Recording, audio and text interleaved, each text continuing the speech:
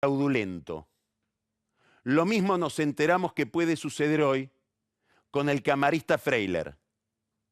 La Cámara Federal hoy, con el voto de Irurzun y de Fara y el voto en contra de Ballestero, decidió pedirle al juez Sebastián Ramos que investigue si cuando el juez Martínez de Giorgi cerró el caso de enriquecimiento ilícito de Freiler por denuncia de Moner Sanz, hubo o no, como cree ahora Moner Sanz, un caso de cierre de causa fraudulento. Ramos está en un problema. Tiene que investigar lo que hizo Martínez de Giorgi, el jefe de su hermano Martín Ramos, a quien el juez Lijo quiere ver como juez federal de Morón. Un entramado casi familiar que explica muchas cosas de las que hemos descrito hasta ahora. Empezamos Odisea.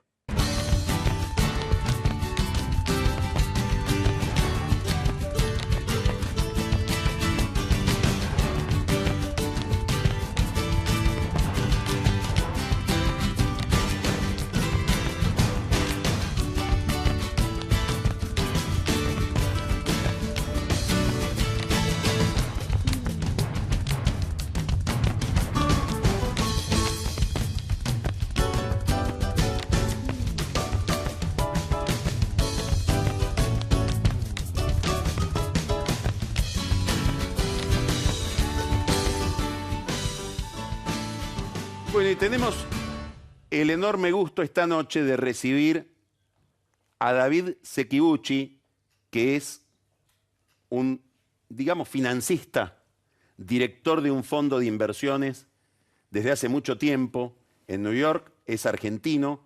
Él se define como aficionado de la economía, una especie de Duhovne. Vamos a hablar ahora con David sobre cómo está mirando la Argentina, la realidad internacional de la economía que tanto nos condiciona, las cosas raras que están pasando en el mundo y que afectan a la economía, entre otras, el avance de Trump y el duelo de última hora que estamos teniendo en las elecciones americanas, que él sigue de cerca porque vive desde hace mucho en Estados Unidos. Vamos a disfrutar de la charla con David junto con Nicolás. ¿Cómo estás, David? Muy bien, muchísimas gracias. Gracias por venir. Bienvenido. Nos gustaría que primero definas, para quien no lo sabe, ¿qué es concretamente un fondo de inversión? ¿Qué hace alguien que maneja un fondo de inversión? ¿Y cómo mira un país el que está mirando desde un fondo de inversión? Sí, hay muchos tipos de fondos de inversión, ¿no? Hay fondos de inversión de más largo plazo que tienen objetivos bastante específicos. En nuestro caso, miramos inversiones más que nada en países emergentes, de los cuales Argentina ha sido un protagonista muy importante por muchas décadas. Y cuando se mira, se trata de comparar un poco la evaluación que tiene, es el juicio de si algo está barato o caro respecto a los problemas que tiene un país. Siempre es más fácil encontrar virtudes y encontrar oportunidades que parecen atractivas cuando un país está mejorando, está creciendo, aunque realmente no se debería limitar a eso. Hay países que están mal y están valuados como muy malos, y esos pueden ser más atractivos que un país muy bueno que está valuado como excelente. Entonces hay cierta mezcla y cierto balance que hay que hacer en el análisis. Dentro de esa categoría, ¿y Argentina cómo está? Argentina está mejorando dentro de una región que está mejorando la consideración general de los inversores, ¿no? América Latina fue muy castigada, tuvo años muy complicados.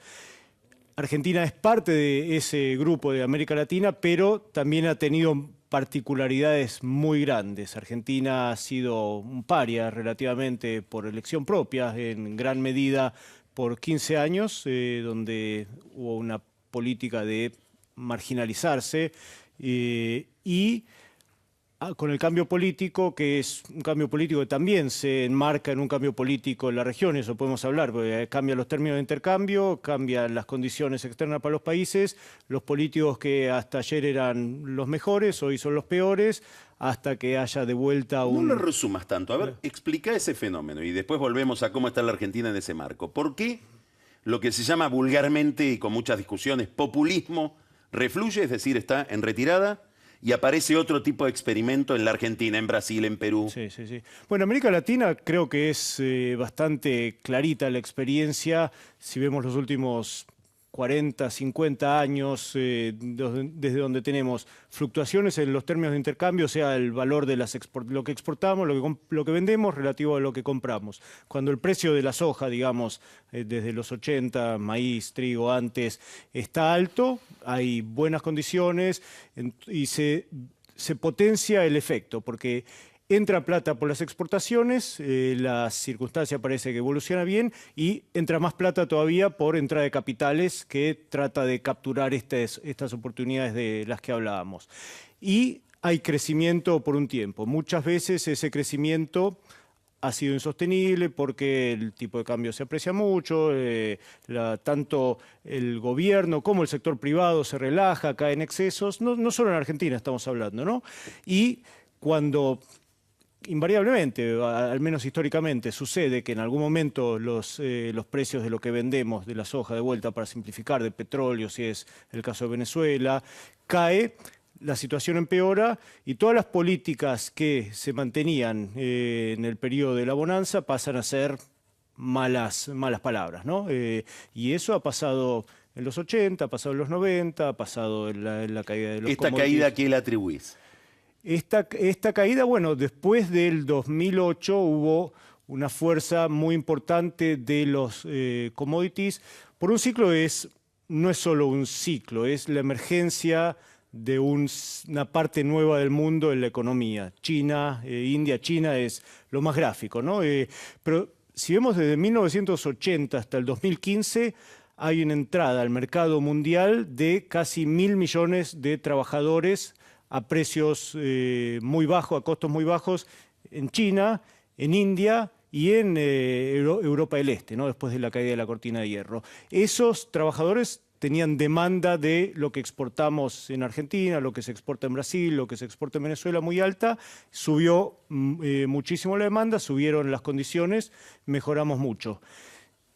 Eso se está enfriando y se va a seguir enfriando probablemente en China porque no vamos a volver a ver los números de crecimiento que vimos en particular del 2009 al 2013, que fue la última explosión de gran crecimiento, y cayeron, como suelen caer, bastante estrepitosamente los precios de nuestras exportaciones, esas commodities, y de vuelta, todo el espectro político ha estado cambiando en la región. Y ahí, David, bueno, desde el 2013, como vos decís, los precios de los commodities han bajado, hicieron un piso hace unos meses, un año, y de ahí han mejorado muy poquitito.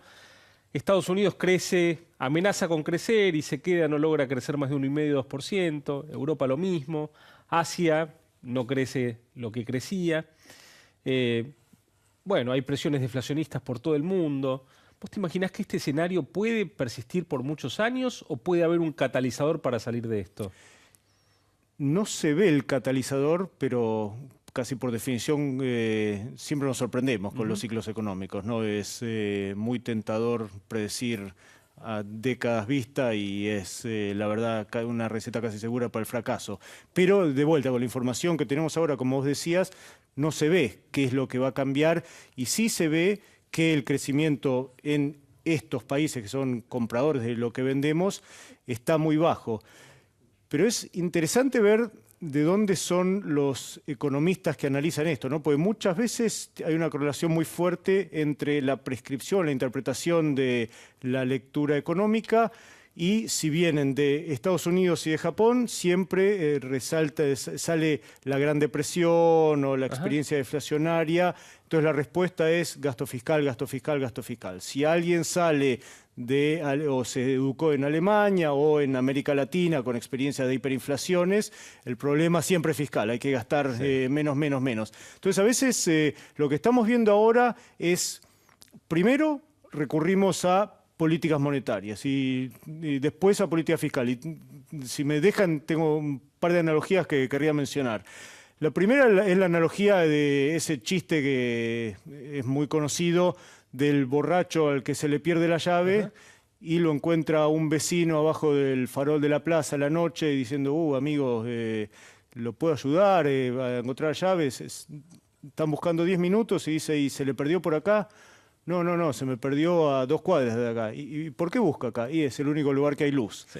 La política monetaria es la única parte de la política que no necesita aprobación del Congreso. Entonces, lo más fácil era en su momento recurrir a política monetaria, pues no había que entrar con estas disputas que son muy, muy complicadas, como vemos en todos los países, no solo Argentina. Y ahora que hay un gran escepticismo sobre si realmente van a ser efectivas o pueden seguir siendo efectivas o no, estamos pasando a la política fiscal. Ahora, vos dijiste recién, bueno, no hay una solución evidente. Estamos en problemas porque no hay solución evidente, pero hay un malestar político extraordinario en el mundo, sobre todo en Occidente, en Estados Unidos con Trump, el Brexit en Gran Bretaña, el triunfo de Podemos sobre el socialismo en Galicia, Sí. la derecha en Alemania, en Francia, Cinque Stelle en Italia. Digamos, hay un gran malestar que se expresa en la política por esta falta de una receta. ¿Cómo pensás que se salda ese problema? Y nos gustaría que nos cuentes un poquito la temperatura que estás viendo hoy en Estados Unidos. Sí. Empiezo por otra cosa y termino en eso. Yo creo que los economistas, si hemos, la persona de verbo que sea, pecado de algo, es que se han apoyado mucho en algunas teorías diciendo que la globalización es muy buena, beneficia a todos siempre y cuando se establezcan los mecanismos para hacer transferencias de los sectores que ganan a los sectores que pierden, que hay de los dos. Lo que dice la teoría, y es muy sólido, es que los que ganan más de los que pierden.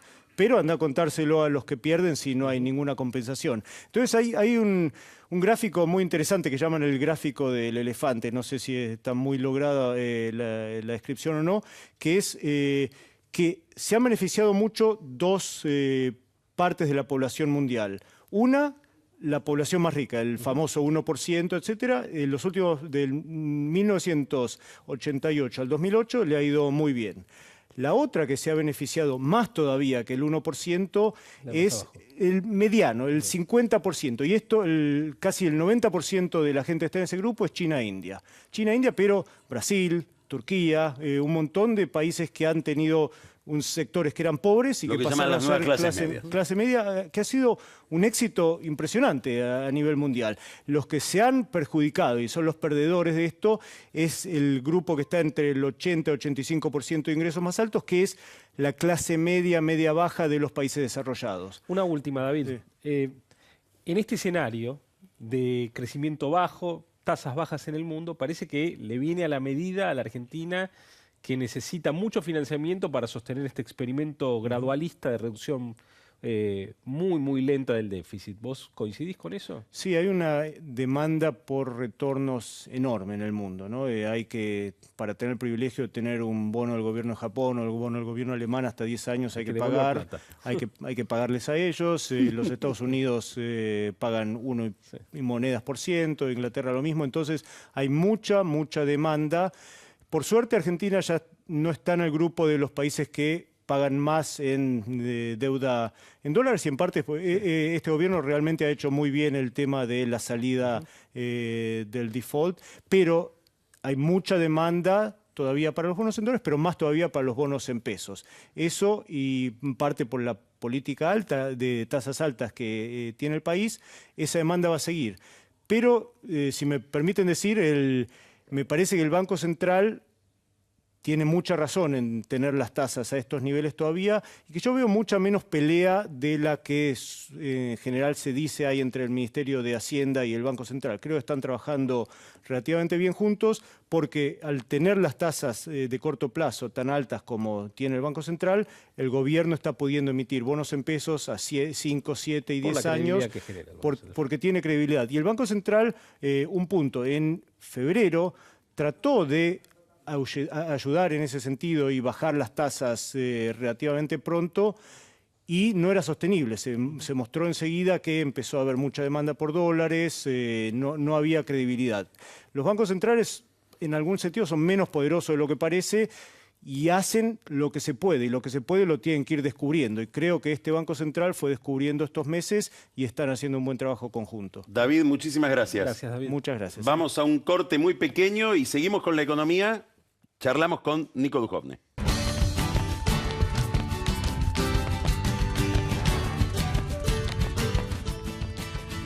Por primera vez en Argentina es posible comprar en una subasta de Adrián Mercado maquinaria, equipos y rodados usados en todos sus rubros por leasing y créditos prendarios. Todo esto es posible gracias a un acuerdo entre Adrián Mercado y el Banco Superviel.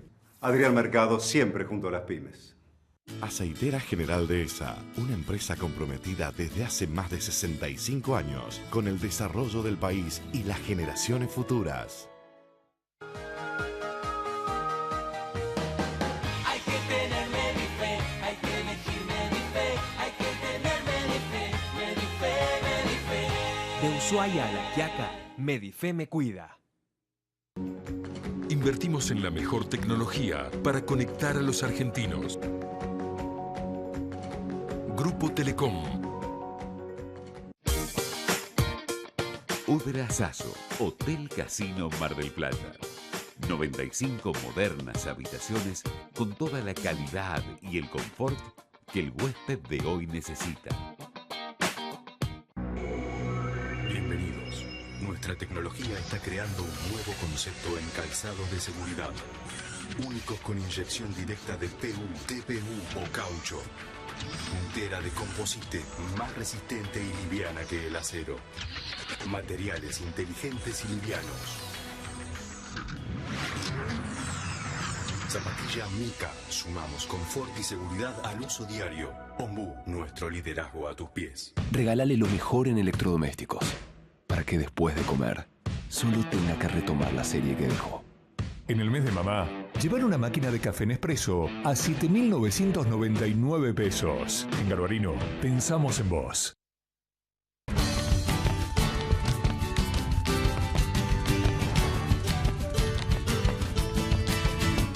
Nicolás Ducov.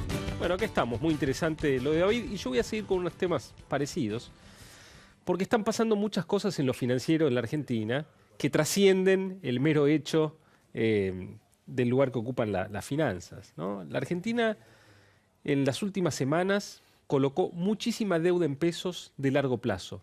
La coronación de eso fue la semana pasada cuando colocó deuda en pesos a tasa fija a 10 años. Eso es una novedad muy, muy relevante, refleja muchas cosas, pero te diría que los países que hicieron programas de estabilización como el que está haciendo la Argentina tardaron muchísimos años más en poder llegar a emitir deuda a largo plazo a tasa fija, ¿no? Entonces, ¿por qué sucedió acá? Bueno, sucedió porque los inversores están viendo que la política antiinflacionaria está funcionando. Quien compra un bono a 10 años de la Argentina, que tiene una tasa del 15%, 15,5%, bueno, compara eso con el rendimiento en dólares de los bonos de Argentina a 10 años, que es 6%, si está dispuesto a recibir 15,5 por un bono en pesos y exponerse a la devaluación, a la inflación, comparado con un bono en dólares que lo protege de todo eso del 6%, quiere decir que está viendo, por ejemplo, una devaluación anual no superior al 9%, que de aquí a 10 años para los estándares argentinos es realmente una cifra bastante baja para estar en un bono de largo plazo. Y si uno trata de discernir qué inflación está viendo el mercado cuando compra estos bonos, hay varias formas de hacerlo y no quiero aburrir técnicamente a nuestros televidentes, pero más o menos lo que nos está diciendo es que los inversores creen que el Banco Central está fallando en las metas de inflación por muy poco. Es decir, alrededor de 17 el año que viene, entonces. Sí, un poquito arriba del 17 y al año siguiente que la meta del Banco Central es entre 8 y 12, tal vez 14, y el año tercero que en 2019 que es 5, probablemente 7, pero mucho más cerca que lo que está viendo, digamos, por ejemplo, un conjunto de colegas, economistas, o la sociedad. Y yo te diría que cuando ese consenso de los inversores traspase hacia la sociedad argentina, bueno, los consumidores van a tener menos miedo, los empresarios también, y va a empezar a funcionar un poquito más el círculo virtuoso que se pone en marcha. Vos estás diciendo que el inversor que se juega con plata un pronóstico la está pegando más que los economistas. Bueno, no sé si verá, no sé si le está pegando más. Lo que está diciendo pero es que pone plata, ¿eh? Sí, pero ve menos inflación que los economistas. Ve menos inflación que los economistas. Así que yo creo que es un dato relevante, porque está poniendo plata arriba de la mesa, no es simplemente una opinión. Claro. Ahora, hay otros temas que están ocurriendo con estas colocaciones. Número uno, el gobierno en las últimas 3 semanas, con estos bonos en pesos, colocó 170.000 millones de pesos. O sea, unos 11.000 millones de dólares que le hicieron cerrar el programa financiero del año. Ya no necesita tomar más plata en el año, todo lo que tome es prefinanciamiento del año próximo. Con lo cual, por ejemplo, ya no hay riesgo de que tenga que pedirle más plata el Tesoro al Banco Central, que emita más dinero, ese riesgo ya no está. Entonces eso actúa también como un círculo virtuoso en términos que se reafirma el menor nivel de emisión monetaria. Te hago una pregunta. Sí. Esto que está pasando ahora, Sí. comparámelo con lo que se pensaba que iba a pasar a esta altura del año, a comienzos de año. Yo te diría que había una gran expectativa sobre todo lo que iba a ser la Argentina en dólares, donde se esperaba una gran emisión de deuda en dólares, que el gobierno la realizó. Ahora, que colocase deuda en pesos a tasa fija a tan largo plazo no estaba en los papeles de nadie. Entonces es una noticia muy, muy importante y, digamos, me parece que hay algunos temas que se agregan aquí que hay que mencionar. Número uno, cuando un país puede emitir mucha deuda en pesos, en su moneda local, está menos expuesto a los shocks externos, porque supongamos que el peso se deprecia el año que viene en respuesta a un shock internacional. Bueno, si yo tengo más deuda en pesos, no se me deteriora tanto el nivel de deuda a PBI, porque, digamos, bueno, número dos, el mercado de deuda en dólares al que estaba yendo la Argentina ya estaba dando síntomas de agotamiento. Es como que la Argentina ahora abrió una nueva línea de producto. Ahora puedo vender un producto que tiene salida. Cuando el de los dólares ya se me estaba quedando, logré colocar un producto nuevo. Bueno. Además, el que se endeuda en dólares no es el mismo que se endeuda no es el mismo. En pesos, ¿no? No es el mismo. Ahora, es una empresa chica. Pareciera que estamos haciendo una oda al endeudamiento. Estamos haciendo una oda al endeudamiento. En parte sí, en parte no. Esta deuda después hay que pagarla, tiene que ser sostenible. Pero, digamos, el gobierno claramente ha elegido una alternativa, una estrategia gradualista, un experimento que consiste en el tiempo en ir bajando el nivel de déficit muy despacito y aprovechar la única ventaja que le dejó el kirchnerismo, que es un nivel de deuda muy bajo. Entonces, como bajo el déficit muy bajito, muy despacio, voy subiendo el nivel de deuda. Si termino de eliminar el déficit en el año 2022, voy a terminar con déficit cero en el 2022 y con una deuda en relación a nuestra economía del 40%, que es lo que tienen los países emergentes. Ahí ya me voy a parecer a los demás. Si esa carambola funciona, bueno, el gobierno va a haber podido cerrar su programa político, porque no está forzado a hacer un ajustazo fiscal. Entonces, uno diría, este gobierno necesita de mucha deuda.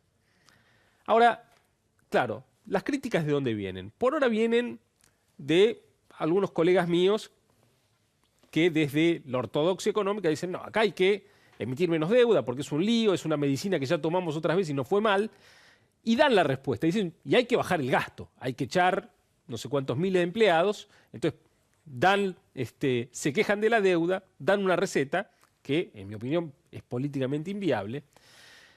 Ahora, del lado de la oposición te diría que queda una situación incómoda. No es la que tienen los economistas profesionales que no les gusta la deuda. Porque la oposición, si te dice no coloques tanta deuda, te tiene que decir qué hace para financiar el déficit. Y ahí tiene esencialmente la alternativa de subir impuestos o bajar el gasto. O emitir dinero y volver a la inflación.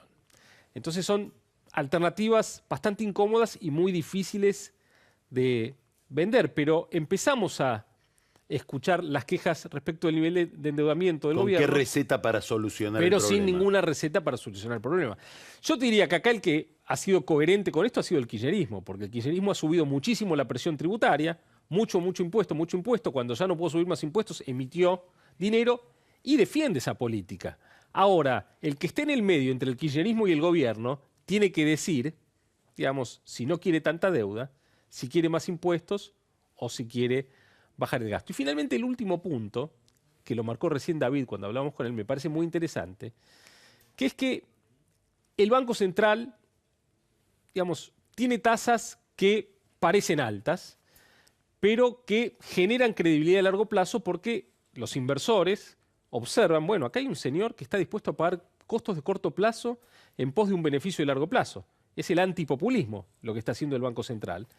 Y entonces, si están haciendo esto, probablemente me cuiden a mí como tenedor de deuda en pesos de la Argentina en el mediano y largo plazo. Entonces me compro estos bonos de largo plazo porque van a funcionar y me van a proteger. Entonces, en buena medida, el diseño institucional, que supone tener un Banco Central independiente, que de repente hace cosas que a otros sectores del gobierno pueden no gustarle, por ejemplo Hacienda, que probablemente se esté quejando de las tasas de interés del Banco Central, termina generando un esquema en el cual finalmente el Ministerio de Hacienda y Finanzas puede colocar deuda muy exitosamente a largo plazo con consecuencias muy favorables para la economía, en parte producto de la queja que tiene sobre el Banco Central acerca de sus tasas de corto plazo. Con lo cual el diseño institucional que usan la mayor parte de los países del mundo funciona y trae soluciones cooperativas y beneficiosas para todas las partes.